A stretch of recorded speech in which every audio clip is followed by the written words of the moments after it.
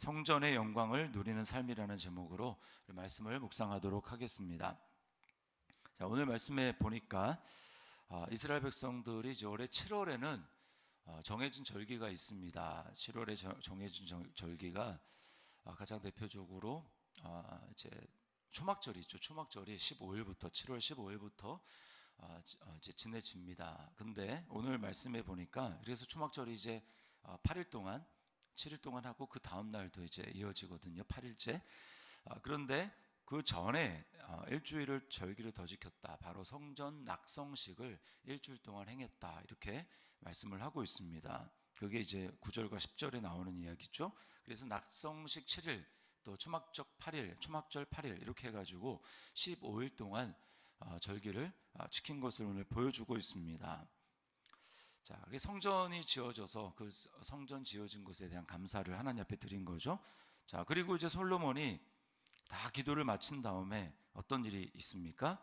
1절에 보니까 불이 하늘에서부터 내려와서 그 번제물과 제물들을 사르고 여호와의 영광이 그 성전에 가득했다. 이렇게 이야기를 하고 있습니다.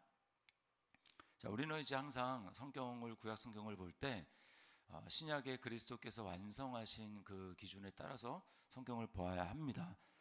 자, 그리스도 이게 이제 결국은 제사가 이제 맞춰진 예수 그리스도의 제사를 얘기를 하는 거죠. 예수님은 특별히 제사장뿐만 아니라 삼중직을 우리가 보통 겸했다고 하죠. 그리고 다 이루었다고 합니다. 왕, 그리고 선지자, 제사장, 이 사명을 주님이 다 감당하신 것이죠.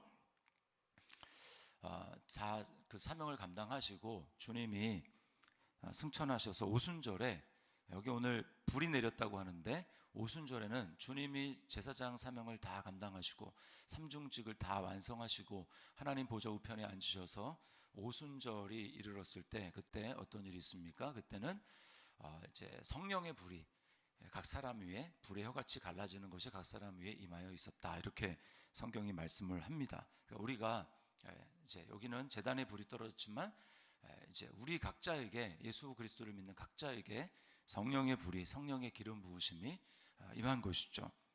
이것은 곧 내가 성전이 되었다라고 하는 것을 보여주는 것입니다. 하나님이 나를 성전으로 삼으셨다라고 말씀하는 거죠. 그래서 이제 내 안에, 성전은 하나님의 임재가 가득한 곳이라고 말씀을 드렸지 않습니까? 내 안에 하나님의 임재가, 하나님의 영광이 가득한 것이다, 이렇게 말씀을 합니다. 왜냐하면 내 안에 하나님의 임재 영광이 가득한 그리스도가 계시기 때문에 그런 것이죠. 그래서 요한복음 1장 14절 16절 말씀에 보면 이런 말씀이 있습니다. 말씀이 육신이 되어 우리 가운데 거하심에 우리가 그 영광을 보니, 그 영광이 바로 어떤 영광입니까? 아버지의 독생자의 영광이요 은혜와 진리가 충만했다라고 말씀합니다. 은혜와 진리가 충만한 하나님 아들 되신 예수 그리스도의 영광이 예수님이 육체로 임하실 때 임했던 것이죠. 그리고 또 뭐라고 얘기합니까?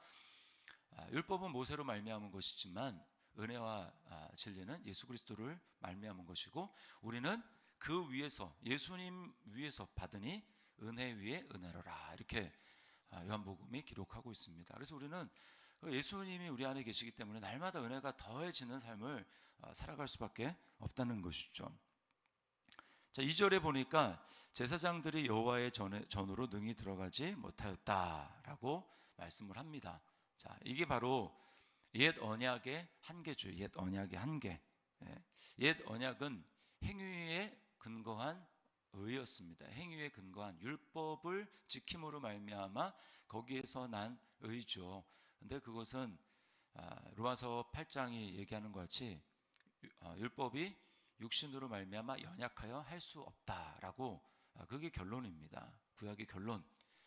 율법이 악한 것이 아니고, 율법이 악한 게 아니고, 율법은 완전한 하나님의 뜻을 보여주는 거룩한 것인데 육신이 약한 거죠. 우리가 약한 겁니다. 타락한 인간이 약하기 때문에 결국은 지킬 수 없기 때문에 결국 율법이 연약한 것처럼 이렇게 되어버린 것이죠.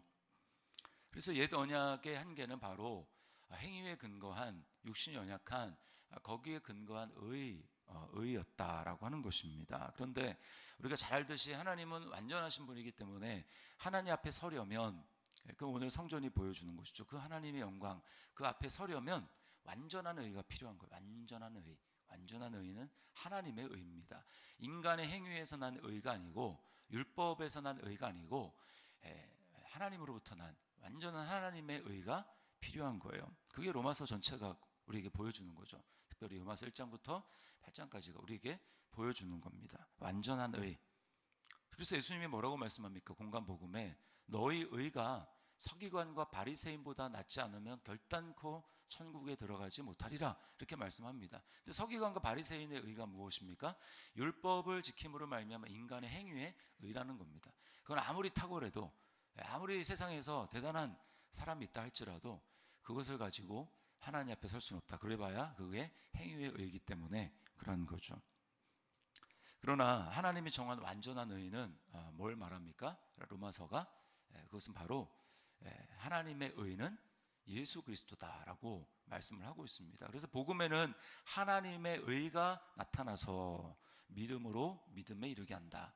그 복음에서 난 의, 하나님이 정한 완전한 의는 율법의 불완전한 행위에서 말미암은, 행위로 말미암은 의가 아니라 믿음으로 말미암은 의입니다. 그러니까 하나님이 정한 의는 우리가 행하는 것이 아닙니다. 그것은 그냥 제가 믿습니다, 받아들이는 행위에서 난 것이 아니라 믿음으로 말미암은 의인 거죠. 그래서 믿음에서 믿음에 이른다라고 말씀을 하는 거예요. 그리고 내가 받아들였기 때문에 어떻습니까? 그것을 믿음으로 말미암아 우리는 은혜의 보좌 앞에 담대히 나가게 되는 것입니다.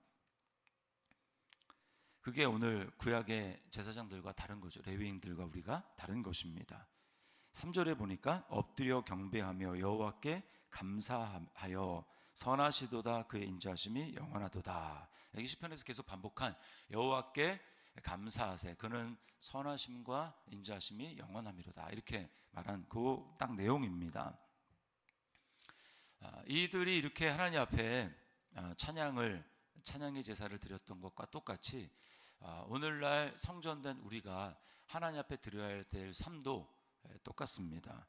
두 가지라고 할 수 있는데, 첫 번째는 찬양과 감사의 제사입니다. 이게 히브리서 13장에서 이야기하는 거죠. 예수로 말미암아 항상 찬송의 제사를 하나님께 드리자, 이렇게 말씀을 합니다. 이는 그 입술의 열매다라고 이렇게 얘기를 합니다. 찬송의 제사를 우리가 하나님 앞에 드리는 거죠. 그래서 바울 사도가 하나님의 뜻이 뭐라고 했습니까? 그리스도 예수 안에서 항상 기뻐하고 범사에 감사하는 것, 이게 그리스도께서 우리를 향한 하나님의 뜻이다라고 말씀하는 것입니다. 그러니까 항상이라는 건 뭐예요?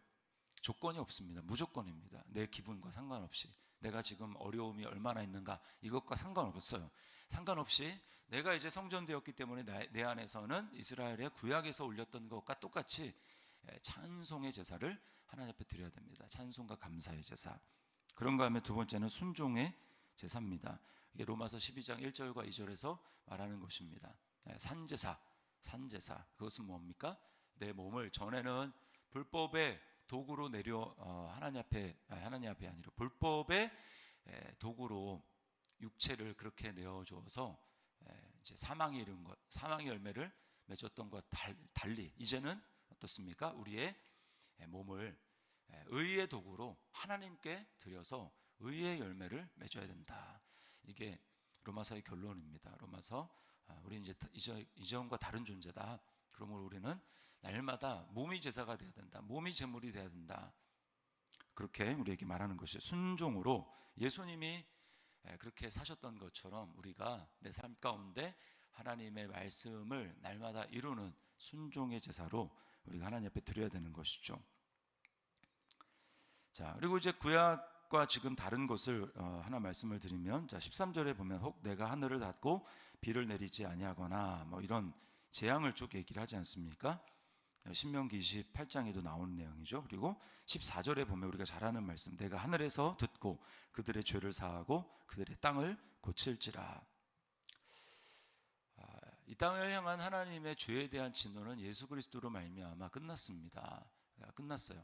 그래서 그 효력은 우리가 각자에게는 예수님을 믿음으로 말미암아 이루어지는 것이지만 2000년 전에 예수님이 십자가에 죽으심으로 사실은 죄로 인한 하나님의 진노는 끝났습니다. 각자는 예수님을 믿어야 합니다. 믿고 이제 고백하고 성령을 받을 때 영원한 심판에서 벗어나지만 이 땅을 향한 저주도 사실은 예수님이 십자가에서 못 박혀 제물이 될 때 끝난 거예요. 하나님이 이전처럼 구약처럼 그렇게 뭐 이제 재앙을 내리시는 게 아닙니다. 우리는 분명히 알아야 됩니다. 그게 끝났어요. 그럼 뭐냐? 그들이 하나님이 재앙을 내리시는 게 아니라 인간이 죄를 스스로 범함으로 말미암아 이제 이 땅에 그러한 있어야 되지 말아야 될 일들이 있는 것입니다. 예를 들면 중국 같은 경우에 엄청난 이제 어떤 자연 재해로 인한 어려움을 당하지 않습니까? 하나님이 그런 벌을 내리는 게 아닙니다. 물론 하나님 허용하시는 건 맞죠. 근데 중국을 보면 이제 인공 강우를 엄청나게 지금 많이 한다고 하잖아요. 지난번에도 뭐 전승절인가요? 그때 북한과 또 러시아 뭐 이렇게 이제 주로 참여하지 않았습니까? 그 날에 뭐 비가 온다라는 일기예보 때문에 사전에 하루 전날인가 인공 강우를 이제 했다고 하죠. 그것으로 인해서 자연의 법칙, 하나님 만든 자연의 법칙을 스스로 깨뜨림으로 말미암아 그래서 이제 재앙이 이 땅에 스스로 임하게 하는 것이 하나님이 그렇게 재앙을 내리시는 것이 아닙니다. 하나님의 진노는 이 땅을 향한 또 우리 각자를 향한 하나님의 진노는 우리가 예수님이 십자가에서 죽으실 때 그리고 우리가 예수님을 믿을 때 이제 하나님의 진노는 끝났습니다. 그래서 우리는 복음을 전해야 하는 거예요. 사람들이 예수님에 대해서 여전히 하나님에 대해서 오해하고 있고 하나님이 무서운 하나님 그런 분이라고 하는 부분에 대해서 우리는 복음을 증거해서 이 오해를 불식시켜야 되고 하나님에서 바로 알게 해야 하는 것입니다. 자, 그리스도인은 의인이지만 그리고 우리는 죄에 대해서 하나님께 더 이상 우리의 영으로 하나님 앞에 고백할 것은 없다고 말씀을 드렸습니다. 그러나 죄에 대해서 하나님이 이제 진노하시는 것이 아니라 마귀에게 우리가 합법적인 권한을 내어줌으로 죄는 불법이기 때문에 우리 혼과 이제 몸에 사단이 합법적으로 행할 수 있는 그런 권세를 주는 것이기 때문에 그래서 우리 안에 질병을 일으키고 우리 안에서 정신적인 이제 공격을 하고 참소를 하고 그래서 마귀에게 일할 수 있는 기회를 주기 때문에 우리가 사망이 영이 아니라 우리 혼과 몸에 왕노릇하도록 그렇게 허용하는 것이죠. 그래서 삶이 전혀 사라지지가 않는 것이고 삶에 말씀이 이루어지지 않는 그런 삶이 이제 되는 것입니다. 그래서 우리는 해야 될 게 복음이 뭔지를 분명히 알고 믿음으로 거기에 반응해서 내 안에 계시는 성령님과 함께 더불어 믿음으로 반응해서 우리 삶 가운데 이전과 다른 차원의 삶을 살아가도록 끊임없이 우리 마음을 새롭게 하는 것이 바로 하나님께서 우리에게 원하시는 삶이라는 거예요. 우리는 다 바꿔야 됩니다. 생각을 다 바꿔서 우리가 그리스도 안에 있는 그리스도의 믿음으로 살아가는 것이 무엇인가라고 하는 것을 깨닫고 그렇게 살아가야 하는 것입니다. 내 삶에 하나님의 역사가 나타나도록 이것이 바로 우리를 영원히 성전되게 하신 하나님의 뜻이고 그 성전의 영광을 누리게 하는 삶입니다. 그렇게 될 때 우리 절대로 내 안에서 불법의 세력이 역사하는 것을 절대로 허락하지 않고 내 말도 조심하고 그리고 또 내 말이 오히려 하나님의 그리스도께서 완성하신 그 말씀대로 우리가 믿음으로 말함으로 내 삶 가운데 말씀이 이루어지는 그런 삶을 오늘 하루도 살아내고 성전의 영광 그래서 내 안에 하나님의 임재가 충만해서 기쁨과 감사가 충만하고 평안이 넘치고 내 안에서 성령이 충만하게 하시는 그 역사를 오늘도 경험하며 내 삶 가운데 하나님이 살아계신 역사를 경험하며 살아가는 우리의 삶이 될 수 있기를 주님의 이름으로 축원합니다.